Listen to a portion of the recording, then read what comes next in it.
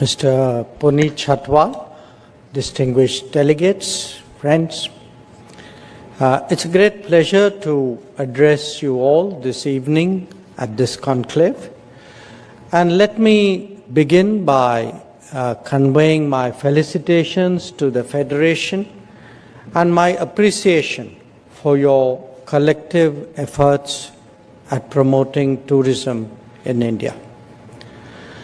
Now, you're all people of enormous experience in the tourism industry, people with very impressive credentials, and it's hardly necessary for me to dwell on a subject which you know well, other than to underline that the Modi government is deeply committed to the development of tourism in India. Now, like any domain, tourism and hospitality have a wider context, which actually brings them much closer to my line of work. Sometimes, however, we don't always fully visualize the larger relevance of what we are doing to our national or even international objectives. So, what I would like to do today is to share with you some of my thoughts about how your world meets mine and what is the significance of that intersection. Now, you all know that my job is to engage the international community and advance India's interests. I think that is the shortest description I can give you. But I do want to say that even more than diplomacy, it is actually tourism that connects any nation to the world. Because not only does it shape an understanding of other countries for us, but it actually determines our own image in their eyes. Now, we in India are paying increasing attention to the value of this connect. And in fact, Prime Minister Modi has urged us to use the 3 T's, as he calls them: tourism, trade, and technology, as the benchmark for actually assessing our foreign relationships.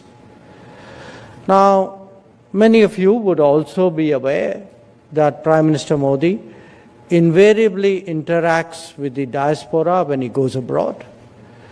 And I want to remind you that his constant message is to urge them to bring their friends along when they next visit India.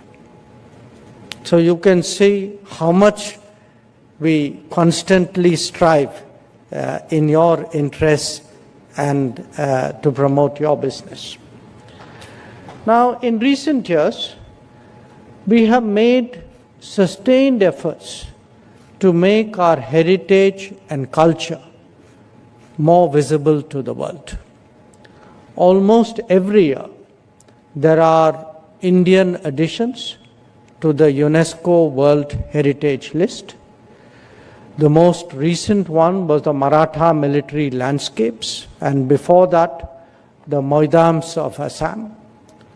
But I want to remind you, in the last decade, this expanded list has included Shantiniketan, Hoysala Heritage, the Ramappa Temple, Dholavira, Jaipur City, Old Mumbai, Ahmedabad, Nalanda, Patan, the works of Le Corbusier, and the Kanchenjunga and the Greater Himalayan National Park.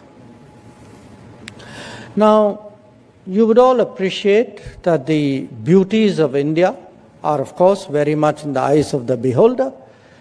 And it's not just these sites, but I give you the intangible examples. The celebration of Navroz, of the performances of Gujarati Garba, Durga Puja, Kumbh Mela, yoga, and the Thateras utensil making craft from Punjab. All these have today been listed in the intangible cultural heritage as part of what India has to offer to the world, attractions which we are very confident will generate greater tourism interest in our country. Now, apart from that, there is so much that the creative world is actually able to harness from our civilization. So, these armies of creative talent, of influencers, of vloggers, they have a field day whenever they come here. Now, we saw a glimpse of that recently when the WAVE Summit took place in Mumbai. In fact, I would, as people from the tourism and hospitality industry, I would emphasize that social media itself has become today a very powerful force to promote tourism. And I know that you are all seeking to harness that energy to your advantage. Now, other than that, the wellness attractions of India, these have been continuously highlighted. In fact, the mainstreaming of Ayush traditional practices, the promotion of the International Day of Yoga, the launch of Mission Life, or even the popularization of millets, these have all contributed to the goal of promoting tourism and hospitality. Those coming to study in India, I want to emphasize, have also increased. And heal in India is today a mantra that is increasingly catching on in the world, indeed in our own country. And we see that reflected in the growing number of medical tourists to India.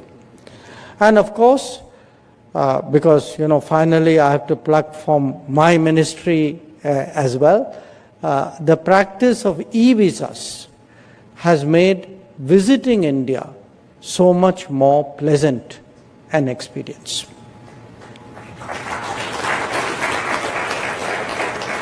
So you can see the messaging of India to the world is clearly stronger, but it is paralleled by also making traveling in India much easier.